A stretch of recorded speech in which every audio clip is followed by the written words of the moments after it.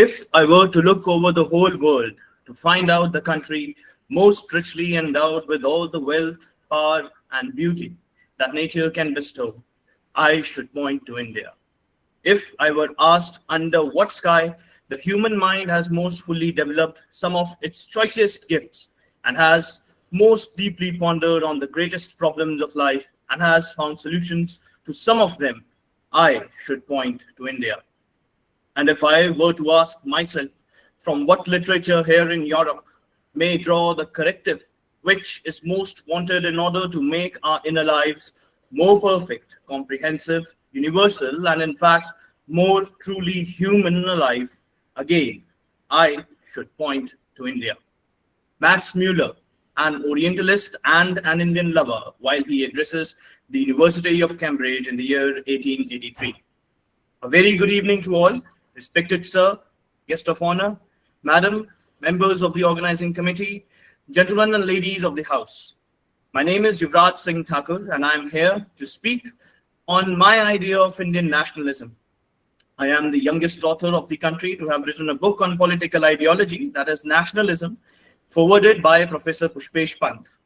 While I pursue this PPT, I would introduce you to the concept of nationalism, the difference between European and non-European idea of nationalism, theories and thinkers, the point where the West meets India, the actual idea of Bharat, unity in diversity, Vasudev Kutumbakam, Sarva Dharma Sambhavam as the core points, the idea and the importance to reclaim the history, and to conclude with the India's way forward. It is important that we know that societies mark their own histories and stories, which are imbibed by their members. They are like the moving targets because social science have found it difficult to provide them fixed definitions. जैसे कि समाज जो है वो कभी स्थिर नहीं रह सकता, समाज में निरंतर बदलाव आते रहते हैं और विचारों में भी हमें बदलाव देखने को मिलता है।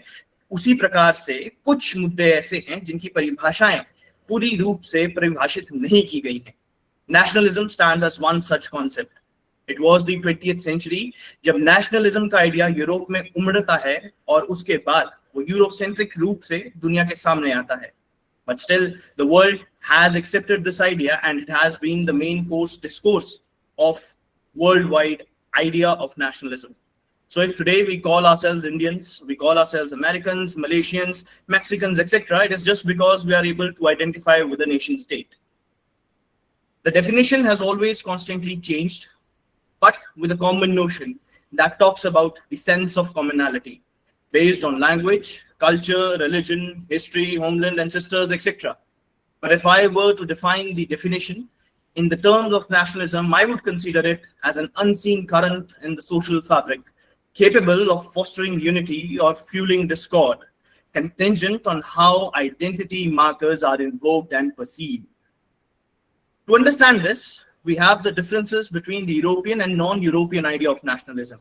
और जब यूरोपियन मुद्दा सामने आता है तो इंग्लैंड, फ्रांस और जर्मनी हमारे सामने उदाहरण है।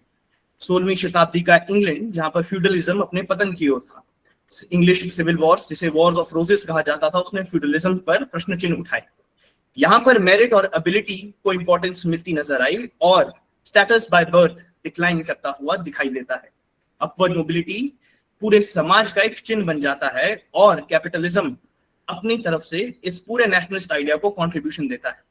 न्यू ऑर्डर और न्यू कॉन्शियसनेस के तौर पर हमें सेल्फ गवर्नमेंट और सॉवरेनिटी जैसे मुद्दे सामने देखने का मौका मिल जाता है। इस प्रकार का राष्ट्रवाद सिविक और इंडिविजुअलिस्टिक अप्रोच के साथ आगे बढ़ता है। वहीं जब हम बात फ्रांस की करते हैं तो 12वीं शताब्दी का फ्रांस, जहां पर बादशाह को भगवान के बराबर माना जाता है, एरिस्टोक्रेसी इसके साथ साथ चलती है और एक डुअल सिस्टम ऑफ लॉयल्टी, एक एरिस्टोक्रेटिक ग्रुप्स जो रॉयल ऑफिशियल्स हैं उनके प्रति और दूसरा बादशाह के प्रति देखने को मिलता है। एरिस्टोक्रेटिक ग्रुप राजा और उसकी एब्सोल्यूट पावर के खिलाफ खड़ा था और फ्रांस के लिए फ्रेंच पीपल ही एक नेशन बनता हुआ नजर आया और उनकी टेरिटरी उनका देश। यहाँ पर अथॉरिटेरियन, एक कलेक्टिव लेकिन इनइक्वालिटी बेस्ड रिप्रेजेंटेशन हमें देखने को मिलती है मासेस और उनके नुमाइंदों के बीच में। बात करें अगर जर्मनी की तो वहां पर एरिस्टोक्रेसी जैसी कोई चीज नहीं थी, लेकिन दबदबा था मिडिल क्लास का।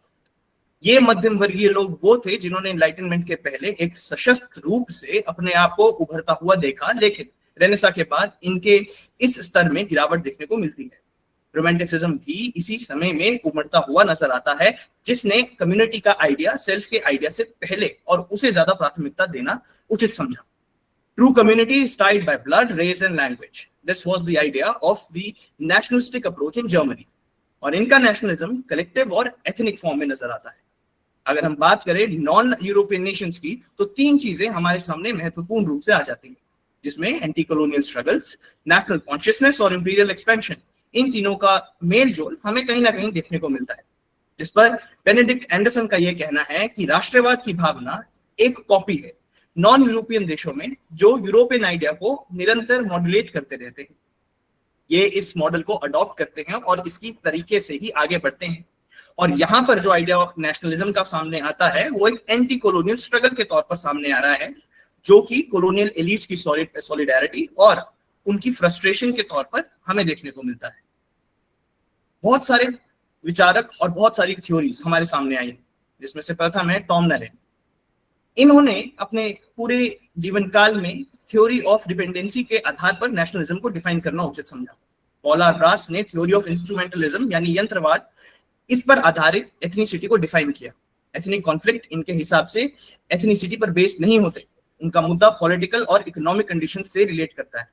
बात करें अगर एरिक हॉब्सबॉर्न की, तो इनका आइडिया सोशल इंजीनियरिंग पर बेस्ड है। इनके अकॉर्डिंग नेशन और नेशनलिज्म, ये दोनों चीजें सोशल इंजीनियरिंग का कॉन्सेप्ट है। अर्नेस्ट गैलेनर अपनी राइटिंग्स में एक हाई कल्चर के इम्पोजिशन की बात करते हैं जब वो नेशनलिज्म को डिफाइन कर रहे हैं। Then we move on to the idea of Benedict Anderson, the most prominent and the most common one. Still a young scholar, I must say. This individual provides a complete idea of imagined communities. इनके तहत अगर एक छोटा सा भी देश है, उसमें भी ये संभावना नहीं है कि आप हर एक इंडिविजुअल को जाने और समझ लें, लेकिन फिर भी एक सूत्र, एक धागे से आप उससे जुड़े हैं, और वो धागा ही नेशनलिस्ट आइडियोलॉजी का है, नेशनलिज्म का है। बात करें अगर अपने भारत देश के विचारकों की, तो गुरुदेव रविंद्रनाथ ठाकुर हमारे सामने सबसे पहले आते हैं, जिनका आइडिया नेशनलिज्म का वेस्टर्न आइडिया ऑफ नेशनलिज्म के साथ मेल नहीं खाता। इनके अनुसार वेस्टर्न आइडिया और भारत के आइडिया में जमीन आसमान का फर्क है, और western idea of nationalism Bharat की प्लुरैलिटी के साथ बिल्कुल मैच नहीं करता। बात करें अगर बाल गंगाधर तिलक की, जिन्हें उपाधि दी गई है father of Indian nationalism, so his idea was about rejuvenation of past based on symbols, flags and slogans etc. वहीं श्री अरविंदो घोष आइडिया देते हैं नेशनलिज्म का, और उन्हें उपाधि दी गई है प्रॉफिट ऑफ इंडियन नेशनलिज्म। इन्होंने भारत भूमि को शक्ति यानी एक डिवाइन फेमिनाइन एनर्जी, देवी स्तुति के तौर पर देखा। अंत में अगर हम वी डी सावरकर की बात करें, so he defined the community, he defined the nation based on common race, common civilization, common ancestry.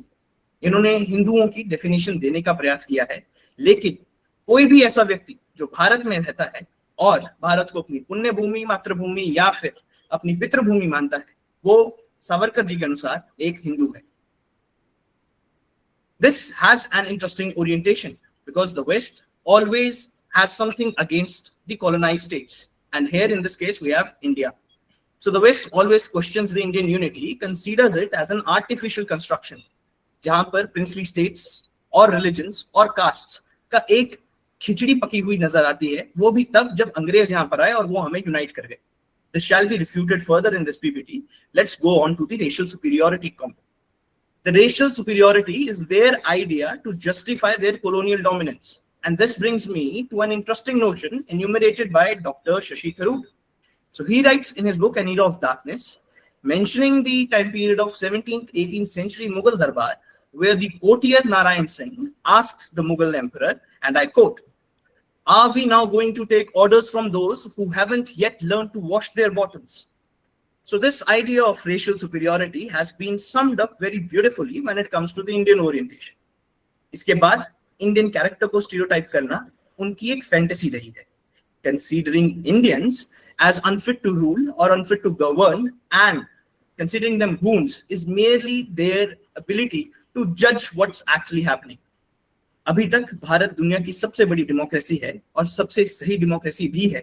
So we are certainly defying them and are able to hold them charged against what they try to plan against us.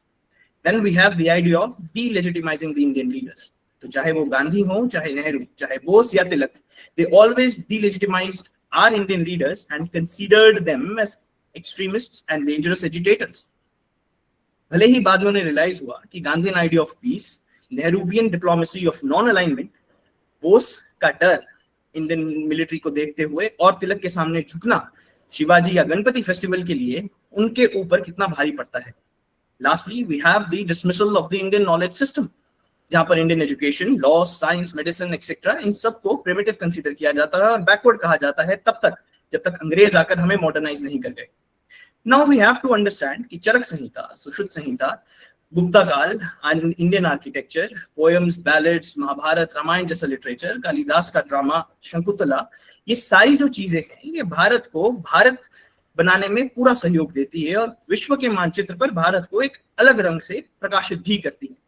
For me, this idea of West is nothing but of a creepy crocodile trying to take the head out of the river, only to realize that the land in which the crocodile is expecting to rule has always been dominated by the lion and shall till the kingdom come.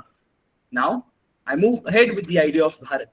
और इसके लिए हमारे पास विष्णु पुराण से लिया गया एक ये श्लोक है। उत्तरम यत् समुद्रस्य हिमाद्रिश्च व दक्षिणम वरसम तद भारतम नाम भारती यत्र संतति। The land that lies to the north of the ocean and south to the snowy mountains is Bharatam. There dwells the descendants of Bharat. तो इंडिया की ज्योग्राफिकल पहचान और इंडिया की टेरिटोरियल यूनिटी जो अंग्रेजों के मुकाबले यहाँ पर नहीं थी, वो मॉडर्न नहीं है, वो मेडिवल भी नहीं है, वो एंशिएंट भी नहीं है, वो एंशिएंट की भी एंशिएंट आइडिया हमें यहाँ पर देती है। लेकिन सिर्फ इतना ही नहीं, once you are born in India, you become the part of the most diverse and multicultural world within India itself. You identify with the idea of Vasudhaiva Kutumbakam. वसुधैव कुटुंबकम की संस्कृति आपको पूरे विश्व से जोड़ती है और जब वो आपको विश्व से जोड़ती है तो ये जुड़ाव पूर्ण रूप से मानवीय मूल्यांकनों पर किया जाता है। When you are an Indian, you belong to the legacy of Ashok, the reign of Harsha, the rise of the Gupta Empire. You know the contributions made by warriors like Prithviraj Chauhan, Maharana Pratap, Shivaji, and many more. You are the one who do share the same history of your ancestors, those who stood against the anti-colonial movement, or they were in the support to have a free India. Be it Bhagat Singh, be it Rajguru, be it Gandhiji, be it Nehru, Alluri Sitaram Raju, and many more such soils of the sun, sons of the soil. Now, when we talk about India, and if anyone asks me what I know about Indian nationalism, for me it is just defining Indian nationalism on the lines of inclusive idea of India, tolerance and acceptance, diversity, respect to the national entities and national slogans, national flags, and the idea of fraternity, brotherhood, and the list goes on. It is important that we understand we are socially different, but not socially divided. We are culturally different, but not culturally divided. We are religiously different, but not religiously divided. We are different, but certainly we are not divided. The territorial extent of India has been established very well in the idea of Vishnu Puran, but we have our cultural definition too. 8वीं शताब्दी में आदि गुरु शंकराचार्य ने एक बीड़ा उठाया भारत को भारत से जोड़ने का, और इस बीड़े पर उन्होंने देखा कि उत्तर में बद्रीनाथ, पश्चिम में द्वारिका, दक्षिण में रामेश्वरम और पूर्व में हमारे पास जगन्नाथपुरी है। ये वो समय काल था जब अरब इन्वेजन पूरी दुनिया में फैल रहा था। ऐसे समय काल पर आदि गुरु शंकराचार्य द्वारा भारत को उनकी कल्चरल आइडेंटिटी दी गई, लेकिन इतना ही नहीं, भारत ने अपनी टेरिटोरियल आइडेंटिटी को भी पहचान कर रखा। 12 ज्योतिर्लिंग इस बात का प्रमाण है। तो अगर केदारनाथ में हमारे पास अमरनाथ है, केदारनाथ है और उसके ऊपर अमरनाथ है, तो दक्षिण में हमारे पास रामेश्वरम भी है। भारत ने अपनी कल्चरल, ट्रेडिशनल और टेरिटोरियल आइडेंटिटी को एशियन टाइम्स में भी पहचान कर रखा और मेडिवल टाइम्स में भी उसे संजोने का पूर्ण तरीके से प्रयास किया है। This brings me to the idea of unity in diversity, Vasudhaiva Kutumbakam और सर्व Dharma संभवम. Unity in diversity. This teaches us to live together, embrace and celebrate the differences. और हमारी ज्योग्राफी से बेहतरीन इसका कोई उदाहरण नहीं हो सकता। अगर आप उत्तर में हैं तो आप हिमालयों से घिरे हैं, अगर आप पश्चिम में जाते हैं तो आपके पास थार का रण है, अगर आप भारत के दक्षिण हिस्से में जाएंगे तो आपको कोस्टल एरियाज देखने को मिलेंगे, हिंद महासागर जैसा विराट समुद्र देखने को मिलेगा। भारत में रहते हुए ही 4 ऋतुओं का अनुभव आप कर सकते हैं। नर्मदा और तापी भारत को बांटती है नॉर्दर्न प्लेन्स और डेक्कन प्लेट्यू के रीजन में। भारत के पास चिरापुंजी जैसा एक विशालकाय रेन फॉरेस्ट है, तो वहीं सबसे ज्यादा densely covered area Madhya Pradesh के अंदर आता है। फ्लड प्लेन्स है, नर्दर्न प्लेन्स है, फ्लोरा है, फौना है, और भारत की ये विविधता भारत के लोगों के खाने पीने में और उनके पहनावे में साफ झलकती है। और इसी विविधता से हम एक दूसरे के साथ जुड़ते चले जाते हैं। अगर मैं भारत की विविधता को समझने का एक उदाहरण दूं तो मैं मृत्यु को सामने रखूंगा। भारत के एक भाग में मृत्यु अगर एक दुखद घटना है तो वहीं दूसरे भाग में उसे सेलिब्रेट किया जाता है। वाराणसी में मृत्यु को बहुत ही बेहतरीन ढंग से एक उत्सव के तौर पर देखा जाता है, क्योंकि अब वो व्यक्ति जो है उसे मुक्ति मिल चुकी है। भारत की विविधता ही असल में भारत की ताकत है, और यूनिटी इन डाइवर्सिटी यानी अनेकता में एकता ढूंढना ही हमारा कार्य भी। जब हम बात वसुदेव कुटुंबकम की करते हैं तो ज़ोरोएस्ट्रियंस, ज्यूइश और इस्लामिक पॉपुलेशन हमारे सामने बेहतरीन एग्जांपल्स के तौर पर नजर आता है। Zoroastrians, who were persecuted by the Arabs in Iran, they sought refuge under Jado Rana of Diu. और दमन दीव के उस राजा के पास इन्होंने शरण लेने के बाद भारत की अर्थव्यवस्था, न्याय व्यवस्था, यहाँ तक कि भारत की आर्मी में कंट्रीब्यूट किया। सैम मानेकशॉ 1971 के युद्ध में जिनकी बहुत अहम भूमिका थी, वो इसी कम्युनिटी के एक अटूट हिस्से हैं। यही एग्जाम्पल हमें ज्यूइश पॉपुलेशन में भी देखने को मिलता है, जहां मेजर जनरल जेकब 1971 वॉर्स में अपना कंट्रीब्यूशन देते नजर आते हैं। कोचीन और मुंबई में ज्यूइश पॉपुलेशन को रेफ्यूज दिया गया था, क्योंकि इनका परसिक्यूशन दुनिया के हर कोने में हो रहा था। इजराइल जब अपना कॉन्स्टिट्यूशन बनाता है तो पहले रेजोल्यूशन में भारत का धन्यवाद करता है, क्योंकि भारत ही इकलौती ऐसी भूमि थी जहां इनको परसिक्यूट नहीं किया गया। इस्लाम की जहां तक बात है तो इस्लाम भारत में दो रास्तों से आया, उत्तर में एक खूनी सैलाब के तौर पर और दक्षिण में एक बहुत पीसफुल आइडिया के तौर पर। कहा जाता है कि दुनिया की पहली मस्जिद भी भारत में बनी, जो केरला में स्थित है, और इसके साथ एक मिथक कहानी जुड़ी है चेरमन पेरुमल की, जो एक चीला राजा थे जिन्होंने इस्लाम अपना लिया। जमोरियन का वहां पर अपना दबदबा इतना था कि उन्होंने हर एक मछुआरे को यह आदेश दिया कि कम से कम एक बच्चा वो अपने घर में मुसलमान पद्धति से पालेंगे और उसे बड़ा करेंगे। भारत का ये आइडिया, भारत की ये सिंथेसिस हमें दिखाती है कि किस प्रकार से हमारी टॉलरेंस और एक्सेप्टेंस दुनिया में सर्वश्रेष्ठ है। Then we talk about the idea of Sarva Dharma Sambhavam. Buddhism, Jainism, Hinduism, Sikhism, Islam and Christianity, सिर्फ इतने ही धर्म भारत में नहीं है। ट्राइबल्स का अपना धर्म है और लोगों का अपना, लेकिन ये सब धर्म अपने साथ अपनी एक आइडियोलॉजी लेकर चलते हैं। बुद्धिज्म बात करता है 4 नोबल ट्रूथ की और 8 फोल्ड पाथ की, तो वहीं जैनिज्म कहता है सेक्रीफाइस का आइडिया। हिंदुइज्म बात करता है धर्म की, कर्म की और मोक्ष की, तो सिखिज्म बात करता है सर्विस की। इस्लाम बात करता है इकरा की, यानी the guiding light to the world. Christianity बात करता है फॉरगिवनेस की। इनमें से 3 रिलीजन्स तो ऐसे हैं जो भगवान में मानते ही नहीं, एक गुरु के आदेश पर चला है, 2 एक ही भगवान को मानते हैं, और एक रिलीजन जो है वो बहुत सारे भगवानों को मानता है। इतनी विविधताओं के बावजूद भी ये सारे धर्म एक साथ एक ही देश में रहने का मापदा रखते हैं, और वो सिर्फ इसलिए क्योंकि ये भारत की भूमि को भारत से जोड़ने का काम करते हैं। इसके बाद अगर हम बात करें खाद्य पदार्थ की और food in making a nation, this has a very interesting background. Here I have written it that there is no such thing called as Indian food. ये बात आती है जब आदि गुरु शंकराचार्य से पूछा गया कि परम ब्रह्म क्या है, तो वो कहते हैं नेति नेति नेति, यानी ये भी नहीं, ये भी नहीं, ये भी नहीं। और वैसे ही इंडियन फूड ये भी नहीं, ये भी नहीं और ये भी नहीं है। अगर मैं दक्षिण के डोसे को प्राथमिकता देता हूं तो क्या मैं पश्चिम के ढोकले के साथ अन्याय करता हूं? अगर मैं ढोकले के पास जा रहा हूं तो क्या हिमाचली धाम को इग्नोर किया जा रहा है? और अगर मैं हिमाचली धाम के पास पहुंच जाता हूं तो बंगाल में मछली और उनकी मिठाइयां क्या मुझसे मुंह फेर लेंगी? तो भारत मेरे लिए देश नहीं, एक कॉन्टिनेंट है, एक ऐसा कॉन्टिनेंट जहां पर विविधताएं इतनी ज्यादा हैं कि खाना भी उसमें अपना योगदान निरंतर रूप से देता रहता है। इसके बाद अगर हम मिथ ऑफ द मुगलिया के बारे में बात करें, यानी मुगलिया खाने के बारे में बात करें, so we will be talking about the food that has come to existence post the Mughal era. तो यहाँ पर आपके पास पटियाला घराना है, लखनवी घराना है, अपना अवध है, बंगाल है, असफ जाही है, राजपूत है। इन सबके खानों में आपको एक सामंजस्य देखने को मिलेगा, लेकिन इसी सामंजस्य में आपके पास एक फूड पैराडॉक्स है। अगर विश्व के मानचित्र पर हैदराबादी बिरयानी सामने नजर आती है तो लखनऊ के लोग उस बिरयानी को सिरे से निकाल कर लखनवी पुलाव को सबसे आगे रखते हैं। उनके लिए बिरयानी एग्जिस्ट नहीं करती। वहीं अगर हम बात इस अनाकूट की सब्जी या गोवर्धन की सब्जी की करें, जो भारत में फास्ट यानी व्रतों के समय बहुत ज्यादा खाई जाती थी, आज उसकी रिप्लेसमेंट एक आलू से हुई है, और आलू भारत का नहीं है। तो अगर आप गोवर्धन पूजा के दौरान वहां जाएं तो आप देखेंगे कि वहां आलू की जलेबी मिलती है, जबकि आलू और जलेबी दोनों भारत से नहीं है, और वो भारत के खाने में ऐसे घुल मिल गया है कि वो भारत को भारत का ही लगता है। ठीक इसी प्रकार जब हम देखते हैं मध्य एशियाई देशों में जब समोसे के अंदर गोश्त डाला जाता है तो भारत में समोसे के अंदर आलू, और ये आलू भारत को भारत से जोड़ने का कार्य करता है। अंत में अगर मैं अपने पर्सनल बायस पर आ जाऊं तो मैं गोलगप्पों की बात करूंगा।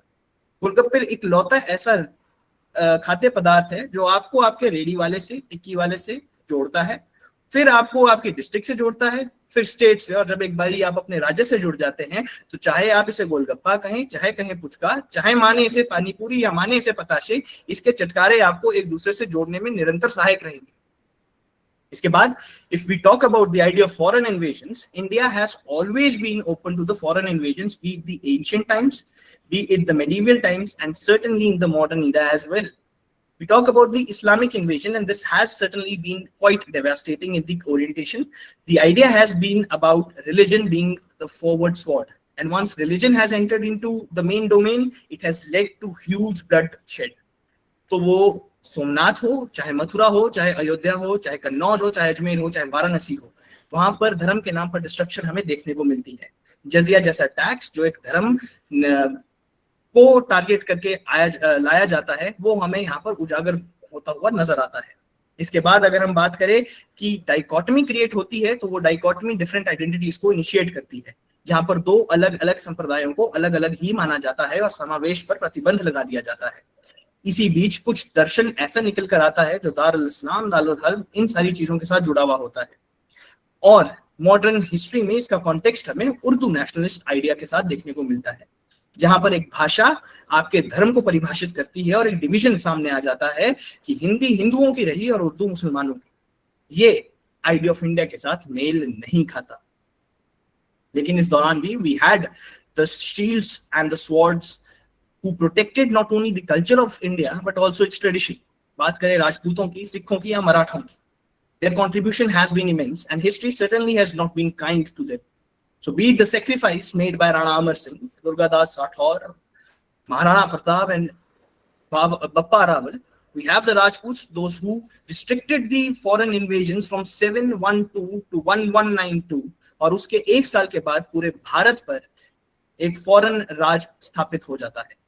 सिखों की कंट्रीब्यूशन की बात करें तो कल्चरल आइडेंटिटी और ट्रेडिशनल नोशन को बचाने में इनका बहुत बड़ा योगदान रहा है। फिर चाहे वो गुरु तेग बहादुर जी की शहादत हो, चाहे गुरु अर्जुन देव की, चाहे वो गुरु गोविंद सिंह के 4 जवान बेटों की शहादत हो, या उनके खालसा पंथ की स्थापना हो, चाहे वो भाई तारू सिंह की खोपड़ी उतरवा देना हो, या भाई सुबेग सिंह और शाहबाग सिंह की शहादत हो, ये सारी शहादतें मिलकर भारत के कल्चर को प्रिजर्व करने के लिए निरंतर रूप से सामने आई।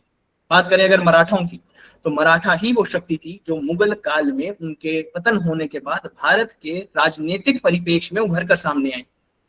1761 के पानीपत के युद्ध के बाद मराठों की ताकत कमजोर हुई, लेकिन अंग्रेज दिल्ली मुगलों से नहीं मराठों से लेते हैं, क्योंकि दिल्ली में दबदबा मराठाओं का रहा। स्वराज की स्थापना करी और भारत को रिजुविनेशन का एक और मौका दिया।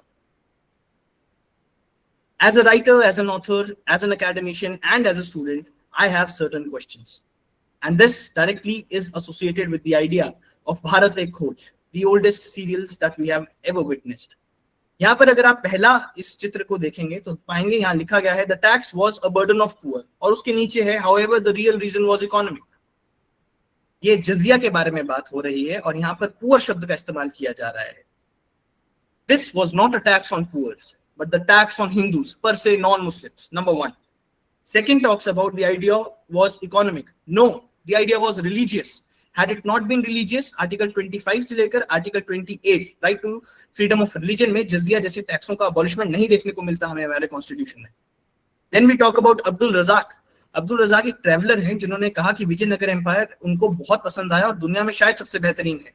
The condemning of his idea and considering that he might not have seen any other cities is not acceptable to me at least.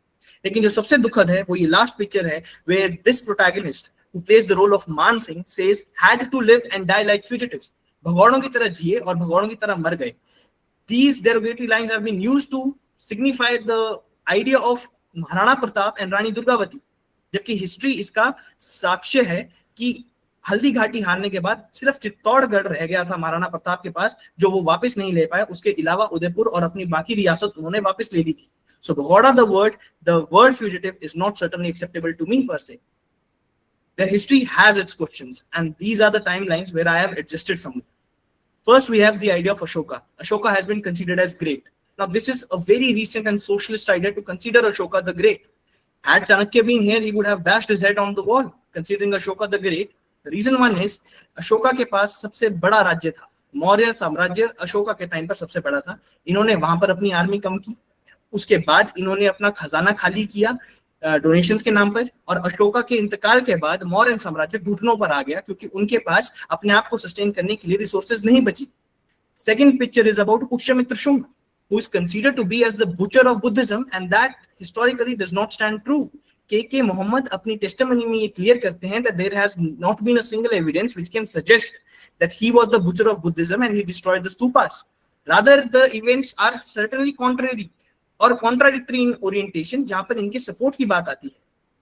Akbar और मकौले, मैं इन दोनों को एक ही लेंस से देखना चाहूंगा. When we talk about Macaulay, we talk about the idea that he imposed English as a colonial language, and hence the imposition of English was a colonial dominance. But what about the idea when Akbar imposes Persian as the official language of the court, but not restricted to the court, but till the Patwari level? So isn't this the idea of Middle Eastern colonizing ability of the foreigners who exhibited their role in India? कभी भी किसी भी मुगल बादशाह ने अपने Rajput lines के बारे में, अपने राजपूत ब्लड के बारे में बोल नहीं करा, but was boastful about the Turkish identity.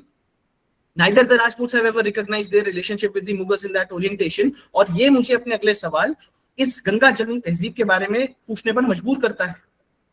So these are the important intellects who have given the idea about Ganga Jamni Tehzeeb, be it Dr. Shashi Tharoor, be it Atishi Ji, be it the Allahabad High Court, Dara Shikoh, and Lala Lajpat Rai. Certainly the idea when it talks about the unity of two different religions, I do agree to it and I do stand strongly in its favor. But for me, Ganga Jamni Tehzeeb shall remain the idea of imposition. Why do I say that? Because it is not the ability of the foreign religion कि वो आया और वो यहाँ पर आकर peacefully स्थापित हुआ, but the inability of the convert to give up their practices and faith till 1 or 2 generations were completely wiped out by their identities and identifications. So this Ganga Jamni Tehzeeb brings a certain important question that the acceptance of unity in the old age, was it a true sense or not? These are the important thinkers, commentators, those who have talked about the idea of their disagreement in relation to Ganga Jamni Tehzeeb. And remember one thing, that Ganga and Jamna, though they mark their geographical importance, but are still of high religious values, and religion being a personal affair must not be certainly brought into the public sphere as a domain or a product of dominance. The various hindrances that we see in India becoming India, Bharat becoming Bharat. The first problem with us is the idea of colonial hangover and mental slavery. It is important that we decolonize our brains and start thinking the India way. The fragmented national identity based on caste, region, religion, and communalism has certainly been the cancer to the unity of this nation. The educational disconnect, not knowing the past, not understanding the events, have contributed to degradation of the current mindset. We have the loss of our language, Sanskrit, Pali, and Tamil, the ancient language, the ancient treasures that have been certainly wiped off, removed. Though we have important steps taken. Recently, Pali has become the classical language. Hope this particular notion gets more enhanced and gets itself uplifted. Then we have the linguistic divide, north-south divide, the divide of Kannada, the divide of Punjabi, the divide of Hindi.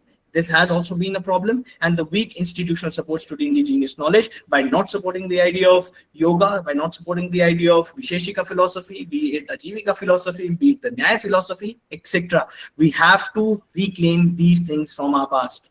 And this is where I give my stand to this notion. Just to conclude, the idea presented by Shyama Prasad Mukherjee ji of cultural civilization and the cultural connect, the cultural ethos, has its own importance.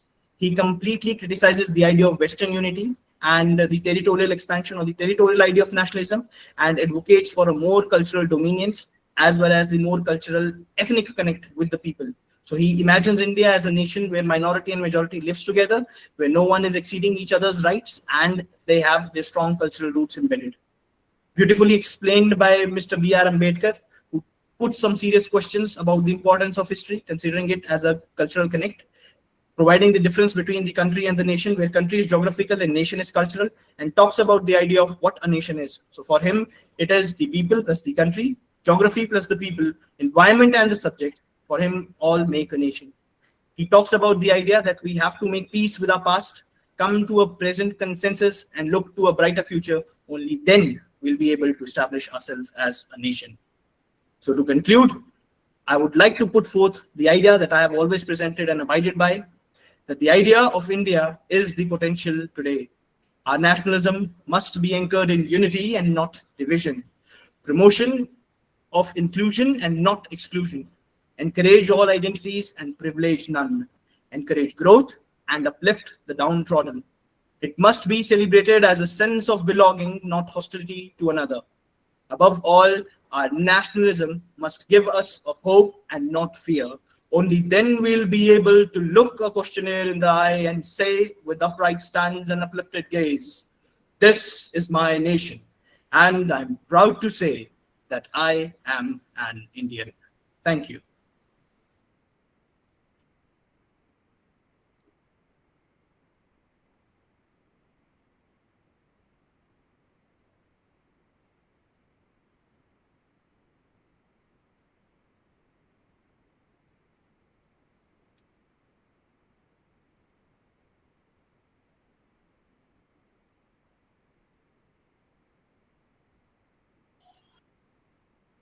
I think Salin lost his internet connectivity, so no issue. And really, Yuvraj, this is a wonderful depiction of your idea. My words, I keep my words for the last, but there are a few questions regarding your idea. So one by one, till the silence will join. So there are a few questions to by Srishti Rajput, Nandini Sharma, and still Salin Rathod.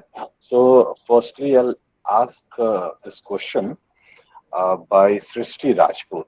In what ways can the revival of Indian cultural values strengthen the spirit of nationalism in today's India? Almost all these questions are very similar questions. Like Nandini Sharma is also asking the same kind of question: how can the idea of nationalism be understood and sustained in the such challenging times? So this is another very interesting question. So can you say something on these two interventions by the audience? Over to you, Yuvraj. Thank you, sir, for the questions.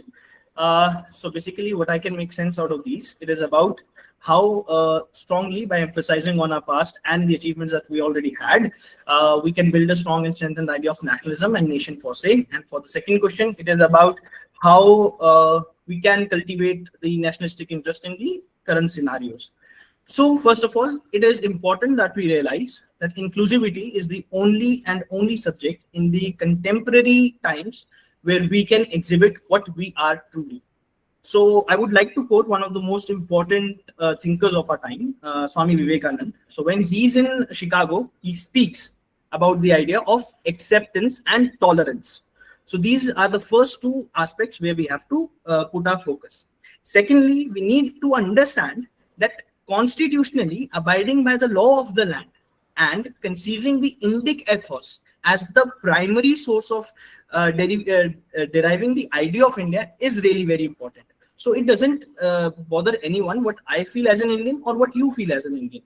It is about aligning our thoughts with the constitutional idea of India. This is the second thing. The third thing that I would like to highlight is the idea of considering the whole world as the family. So the idea of Vasudhaiva Kutumbakam, that deals with the idea of inclusivity at the very first stage.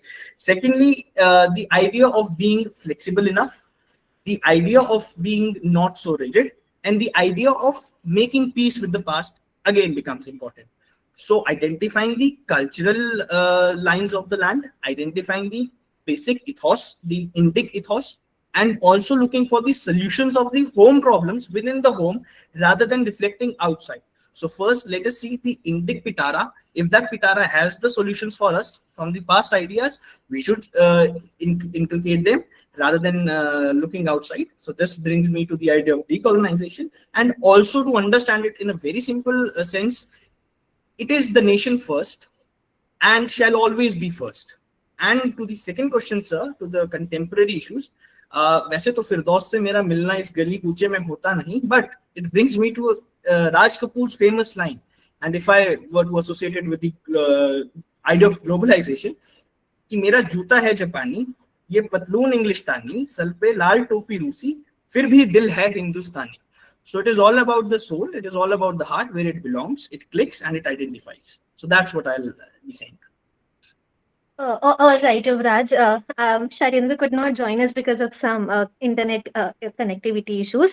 So I'll take forward the session, and I would like to take one or two more questions from the chat box, considering the fact that the presentation has been quite impressive. So the first question is being asked by Mr. Sachin, and उनका ये question है कि there have been several attempts to impose one language, one culture, one religion, uniform civil code, and the history has also been rewritten in certain terms. So does your idea of nationalism embodies inclusive pluralism, or is it a sort of a majoritarian project of exclusion and homogenization? So what are your views on it? How would you tackle it as per your perspective? No, you see, when we talk about the idea of India, we are talking about the pluralistic approach. And it is not for the first time that India has been a pluralistic state.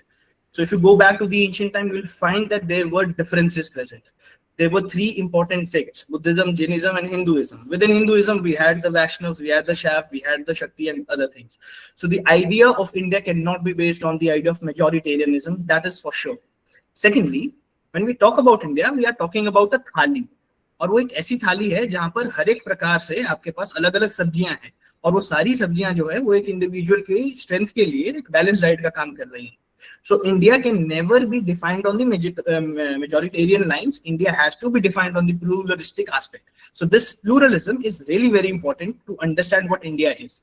Secondly, I would like to highlight the fact when it comes to the idea of language and its imposition. कोई भी ऐसी भाषा जो शर्मा और शुक्ला के लिए तो ठीक हो, लेकिन सुब्रमण्यम और रेड्डी के लिए उतनी सहज ना हो, वो भाषा भारत में भारत को डिफाइन नहीं कर सकती. तो चाहे वो हिंदी हो, चाहे वो कन्नड़ हो, चाहे तेलुगु हो, चाहे तमिल हो, कोई एक भाषा भारत की नहीं हो सकती. और हर एक भाषा का उतना ही सम्मान करना जरूरी है जितना हम अपनी भाषा का करते हैं, क्योंकि खाना और भाषा हमारे साथ बचपन से चल रही है. खाना मरने के बाद भी चलता रहेगा, पर भाषा मरने तक चलती रहेगी, और भाषा बहुत इंपॉर्टेंट है. Linguistic form of nationalism is one of the main form of nationalism.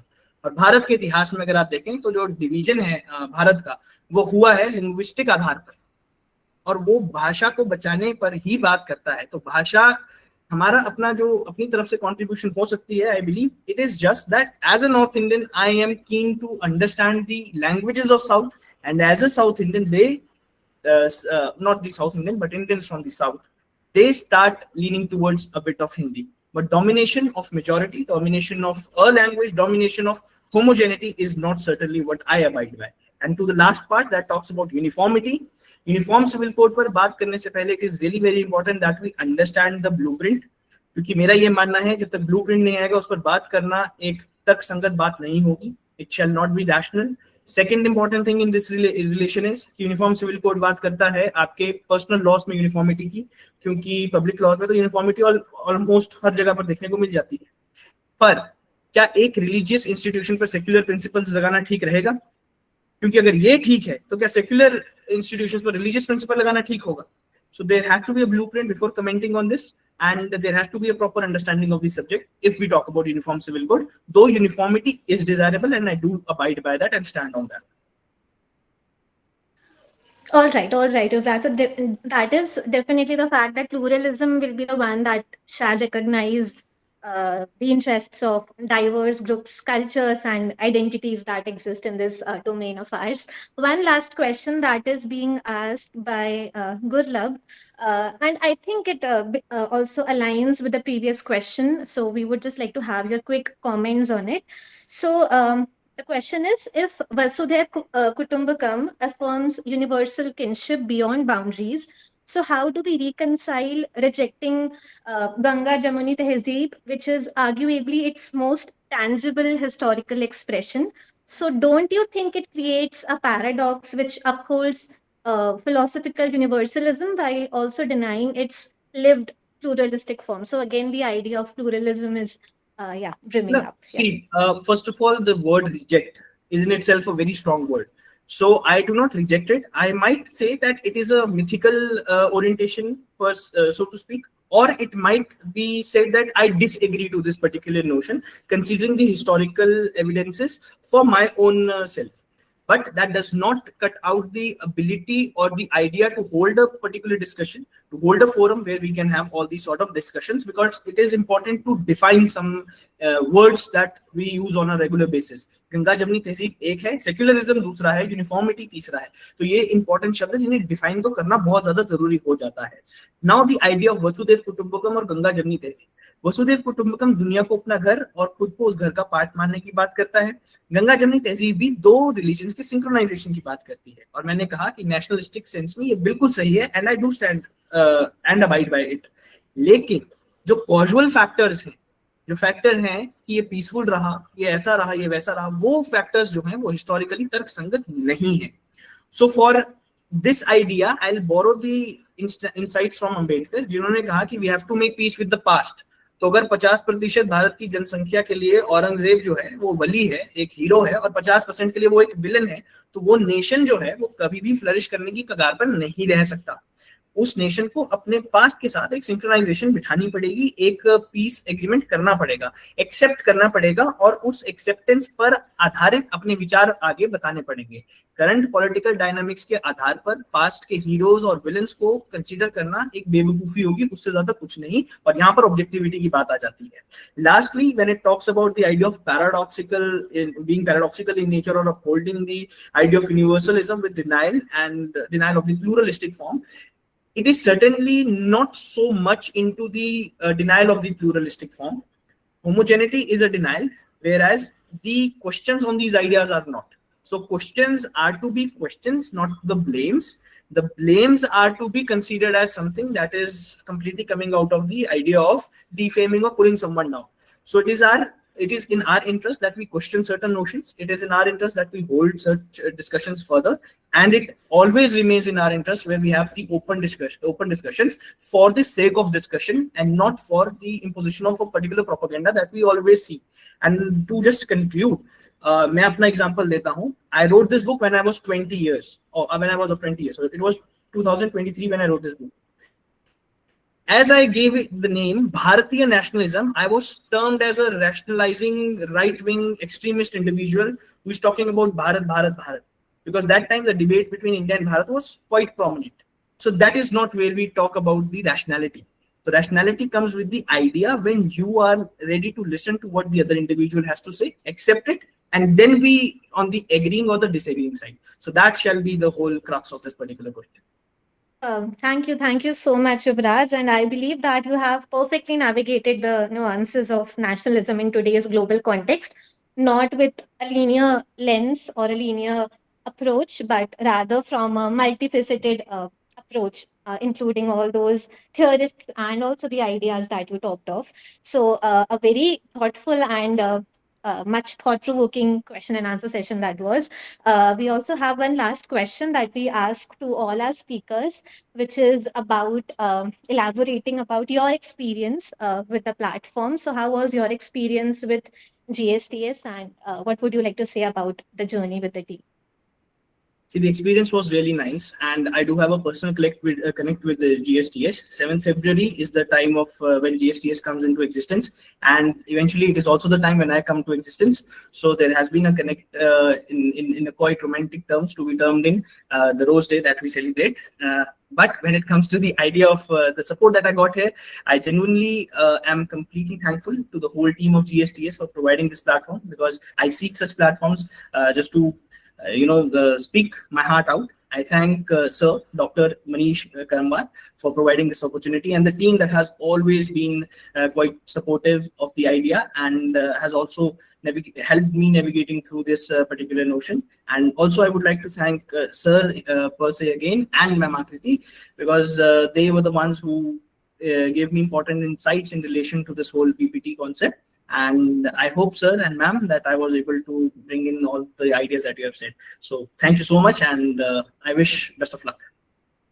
Thank you, Yuvraj, and we would also like to have you again as our speaker, maybe in the next sessions as well, with a more refined idea on the same topic, or perhaps some other insights on any other topic of your interest. But it was definitely a treat listening to you with such stimulating discussion. So, thank you so much for your talk.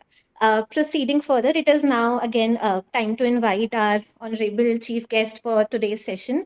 So I would now like to invite Dr. Bhaskar Kumar for his insights and suggestions about the talk, the topic, and also the platform. So, sir, the stage is yours.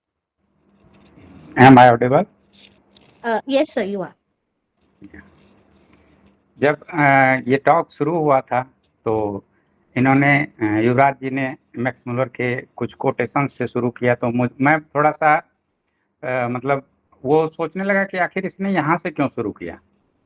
मुझे लगा कि मतलब ये जो western चल रहा है term nationalism का, वहीं से ये शुरू करेंगे और शायद उसी को मतलब प्रोसीड करेंगे आगे, बट नो, बहुत ज़्यादा ही अच्छा रहा आपका प्रेजेंटेशन। तो देखिए इसमें मैं तो अब थोड़ा सा कुछ चाहता हूँ, जैसे कि नेशन टर्म या जो नेशनलिज्म है, ये आइडियाज हम तो बात तो करते हैं, है ना, तो बट ये कहाँ से आया ये टर्म?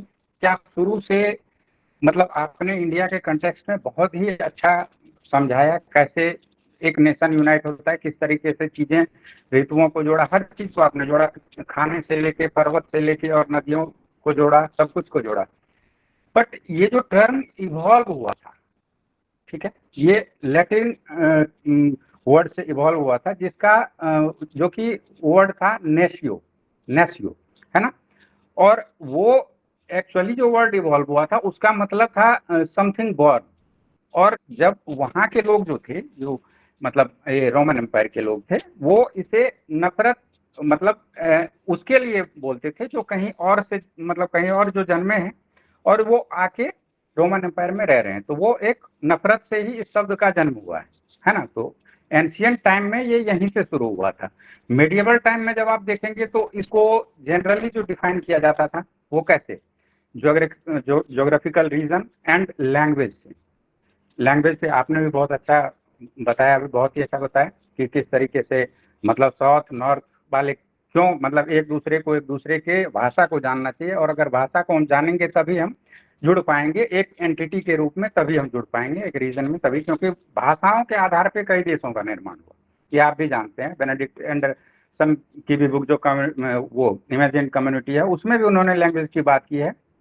और मतलब भाषा काफी मायने रखता है, किसी भी राष्ट्र के निर्माण में बहुत ज्यादा मायने रखता है, ठीक है।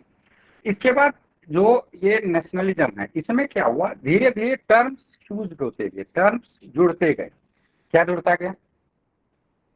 अभी दो चीजें हमने कही पहले, क्या, ज्योग्राफिकल एंटिटी, उसके बाद लैंग्वेज, उसके बाद रीजन, रिलीजन, सब कुछ इसमें आता गया, जुड़ता गया। अब आप जैसे ऑटोमन एम्पायर के टाइम पे देखेंगे तो उस टाइम पे क्या होता था कि जो नेशन होता था उसको डिफाइन ऐसे किया जाता था कि किसी भी रिलीजन का किसी भी खास रीजन में जो रिलीजन रहते थे, या सिंपली जो रिलीजन होता था उसके टर्म में उस टाइम पे उसे नेशन को या नेशनलिज्म को डिफाइन किया जाता था। और जो नेशन मान लीजिए जैसे भारत है, 10 रिलीजन 15 जो भी है, तो उस रिलीजन का जो हेड होता था वो क्या होता था, सुल्तान उसको अपॉइंट करता था। एंड जो रिलीजन होते थे उसके अपने प्रैक्टिसेस होंगे, उसके आधार क्या होते थे, उनके अंदर किसके प्रति कंससनेस, रिलीजन के प्रति कंससनेस बढ़ती जाती थी, और बार बार वो आपस में टकराते रहते थे और लड़ते रहते थे, ठीक है। और बाद में यहीं से आप देखेंगे कि धीरे धीरे ये जब हो जाती गई कॉन्सेप्ट रिलीजन का, या फिर क्या कह सकते हैं आप, सेक्युलर स्टेट का, है ना। तो बात करने लगते हैं हम क्या, नोशन फ्रीडम की बात करने लगते हैं, इक्वलिटी की बात करने लगते हैं, उसके बाद लिबर्टी की, फ्रेटर्निटी की, कि कैसे समाज को जोड़ के रखना है ना, ये चीजें होती है। तो ये चीजें थोड़ा सा मुझे लगा कि इन चीजों को भी थोड़ा सा आपको वेस्टर्न मतलब पूरी तरीके से आपने यहाँ के मतलब इंडिया के कंटेक्स्ट में बहुत अच्छा कहा, लेकिन थोड़ा सा इसको आप अगर देखिए, सबसे बड़ी चीज होती है, आप जब तक काउंटर नहीं करते हैं किसी भी, जैसे वेस्टर्न आर्ग्यूमेंट है ना, उसको आप काउंटर नहीं करेंगे, तब तक आपके आर्ग्यूमेंट को उतना एस्टेब्लिश्ड नहीं माना जाएगा। ठीक है, एक चीज मुझे जो लगा, अब आप जैसा लग रहा हो ठीक, और भी लोग आपको सजेस्ट करेंगे, वो थोड़ा सा उसको भी आपको लेके चलना चाहिए, है ना।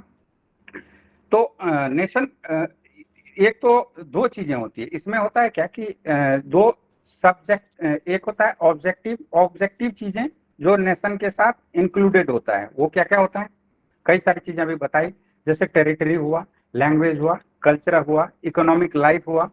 इसी तरीके से वो क्या होता है, एक जगह पे धीरे धीरे इवॉल्व होता है। उसी तरीके से दूसरा जो होता है वो सब्जेक्टिव टर्म होता है। सब्जेक्टिव टर्म में क्या होता है, ये धीरे धीरे इमेजिन्ड सेंसिटिवनेस, इमेजिन्ड जो ये बेनेडिक्ट एंडरसन भी जिसकी बात करते हैं, जो एटीट्यूड्स होता है, जो परसेप्शंस होता है ना, या सेंसिटिवनेस होता है, वो एक दिन में बिल्ड नहीं होता है ना। तो वो चीजें आपको थोड़ा सा इसको बाइफरकेट करके मतलब आपको थोड़ा सा रखना पड़ेगा कि क्या क्या सब्जेक्टिव चीजें, क्या क्या ऑब्जेक्टिव चीजें आती है, जिसके बाद नेशन या नेशन बिल्डिंग की बात करते हैं या नेशनलिज्म की बात करते हैं, वहां से उसको थोड़ा सा। और एक थोड़ा सा मुझे लैक आपको आप में मतलब इसमें दिखा कि इकोनॉमिक नेशनलिज्म, इकोनॉमिक नेशनलिज्म जिसकी बात करते हैं कौन, आप देखेंगे कि इंडिया के कंटेक्स्ट में भी इस चीज को काफी वो किया जाता है। जैसे एमजी रनाडे की बात कर दें, आरसी दत्ता की बात कर दें, दादा भाई नौरोजी, है ना, इकोनॉमिक हिस्ट्री ऑफ इंडिया इसकी बात करते हैं, क्या कि जो भारत के क्षेत्र में जो लोग रह रहे हैं, ठीक है, उस टाइम पे क्षेत्र अलग था, आज क्षेत्र अपना अलग है ना, पाकिस्तान अलग हो चुका है, बांग्लादेश अलग हो चुका है, तो चीजें बदल गई है। बट जो इंडिया के कंटेक्स्ट में कह रहे थे या भारत के कंटेक्स्ट में जो कह रहे थे, तो वो ये कहते थे कि जो इकोनॉमिक ड्रेन ऑफ वेल्थ की बात करते हैं ना, तो यहाँ के लोगों को क्या किया गया, धीरे धीरे पुश बैक किया गया, किस तरफ, कि आप क्या करेंगे, आप ब्रिटेन को रॉ मटेरियल सप्लाई करेंगे एंड प्रोसेस्ड गुड को आप यहाँ पे लाएंगे। इसके वजह से भी कंसियसनेस पैदा हुआ, जो कि राष्ट्रवाद के लिए एक मतलब ठीक अच्छा डेफिनेशन है। और वहां को भी उन चीजों को भी आपको थोड़ा सा देखना पड़ेगा और उन चीजों को भी लेके चलिए, है ना। क्योंकि एकदम देखिए होता क्या है, अभी काफी ये चलता रहता है कि भाई लेफ्ट राइट, है ना, हम तो राइटिस्ट हैं, हम तो लेफ्टिस्ट हैं, ये चीजें नहीं देखनी है आपको, सारे एस्पेक्ट्स उसको प्रॉपरली दिखाना पड़ेगा, बताना पड़ेगा, है ना। ठीक है, ओवरऑल मुझे काफी कुछ मतलब काफी कुछ कह सकते हैं सीखने को भी मिला, देखने को भी मिला, बहुत अच्छा लगा। ठीक है, और कई सारे बुक्स हैं, तो मैं उतना नहीं बताना चाहूंगा कि कितना आपको बुक पढ़ना है। कभी हम लोग जब एक जगह हैं, एक प्लेटफॉर्म पे हैं, तो कभी ना कभी हम लोग मिलेंगे और फिर आगे और भी डिस्कशन होगा। But all the very best, आपको फ्यूचर, आपका फ्यूचर काफी ब्राइट हो, यही शुभकामनाएं मैं देता हूँ। बहुत अच्छा प्रेजेंटेशन था आपने, और मनीष सर का बहुत बहुत धन्यवाद। सर इतना अच्छा प्लेटफॉर्म क्रिएट किए हैं, और मतलब 2021 से जब कोरोना टाइम था तब से मतलब जुड़े हुए हैं इससे, इस प्लेटफॉर्म से। और देखते हैं कि मतलब पूरे ऑल ओवर इंडिया से, डिफरेंट रीजन से, डिफरेंट यूनिवर्सिटी से आते हैं लोग, यहाँ पे बातें करते हैं, बहुत सारी चीजें बताते हैं, है ना। तो thanks, thanks Manish sir, and thank you GSTS team. Thank you so much sir आपके सजेशंस और इनसाइट्स के लिए, and we are very much sure कि युवराज को शायद कुछ और नए पर्सपेक्टिव्स या समथिंग टू लुक अपॉन मिला होगा आपके सजेशन से एंड आपके कमेंट्स से। And also sir we would like to thank you for your presence on a busy Sunday evening, so thank you for your presence throughout the session. Proceeding further, it is now time to invite our upcoming speaker for the next Sunday. So would now like to invite Miss Aditi to please come up and introduce herself along with the objectives of her upcoming session. So Aditi, the stage is yours.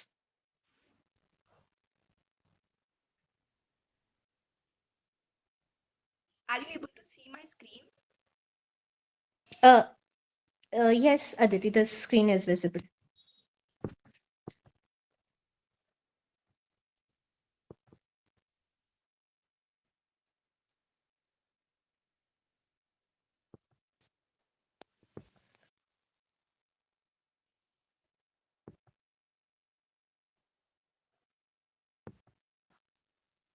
Namaste and greetings to one and all. Today on board, I, Aditi from IB College Faberman, University of Delhi, have got the golden opportunity to present my topic, mass hysteria, with special emphasis on case study of Kala Bandar or Monkey Man Mystery 2001 on GSTS, a platform that empowers young scholars. Here, I am laying down my objectives. In this thrilling journey, first, I will dwell into what is mass hysteria. Proceeding further, we will explore the relationship between mass hysteria and paranoia, the mystery of Kalabandar of Delhi in 2001, and we will also discuss some of the most noted mass hysteria cases from antiquity to modernity, concluding my talk with unveiling the base of this phenomena, or basically why this happens. Giving you an introduction, for example, this trope could be understood or mistaken with a snake when it is dark. And when this thing gets popular, it's what we call mass hysteria. Basically जब समाज में एक भ्रांति फैल जाती है जिसपे एक बहुत बड़ा तबका विश्वास करने लगता है, उसको ही मास हिस्टीरिया कहा जाता है. I promise it would be thrilling and not boring. A mix of various shade, mystery, suspicion, joy, surprise, all this talk and tales. I welcome you all, hoping for mass response. Thank you. Thank you so much, Aditi, for introducing us to your topic, and that definitely appears to be quite enriching and intriguing. So, we would again like to invite everyone to be a part of GSTS, the next GSTS on the next Sunday again at 5 p.m. And with that being said, I would now like to hand over the stage to Dr. Manish Kanwar. So, sir, over to you for the concluding remarks. Thank you, thank you. We are 240 seconds late, so I'm not going to give my idea of nationalism, though these young scholars have um, given their own ideas. The one or two things as a teacher, as a founder of this GSTS, mainly the impact of all these discussions. The idea is what are the impact of discussions. Early days, the discussion surrounded by the democracy or India. Now the whole discussion surrounded among the in Bharat. But what are the impact? These kind of discussion led towards the betterment of the poor, betterment of the Delhi University, betterment of the educational system. So my whole idea of this nationalism is the impact of these whole discussion, which young scholars like Yuvraj Singh, a young teacher like Bhaskar, and like old person or the it's not like a apt word for the old, are teaching since last 20 years. So for me, what is nationalism? So the my idea of nationalism is what the impact.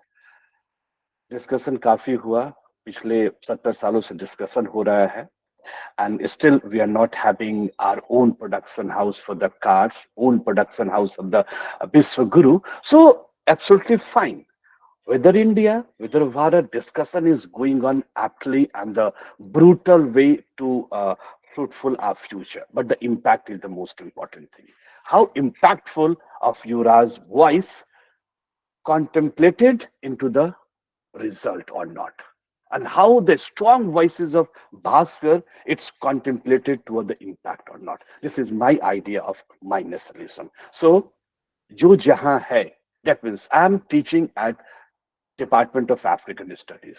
So, what are the impact of mine in the Department of African Studies? This is my nationalism ultimately.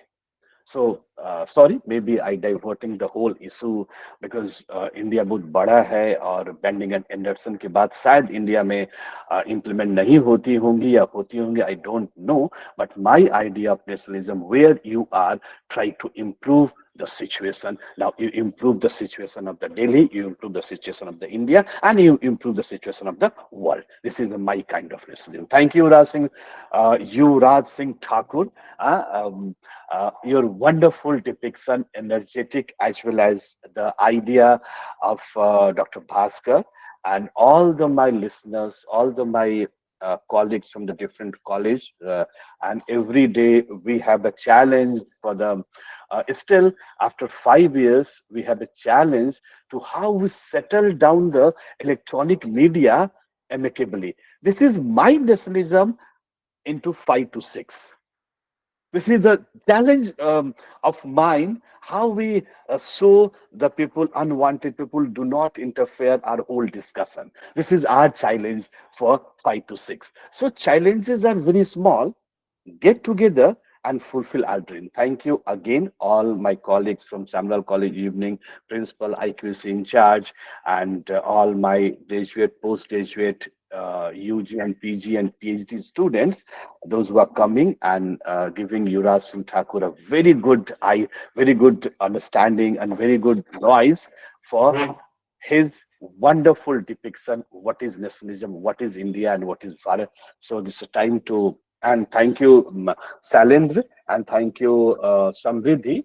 How this balance, when the Salendra internet is not working, Samriddhi came into it and wonderfully depicted all the things. So thank you everyone for, and now the Kala Bandar.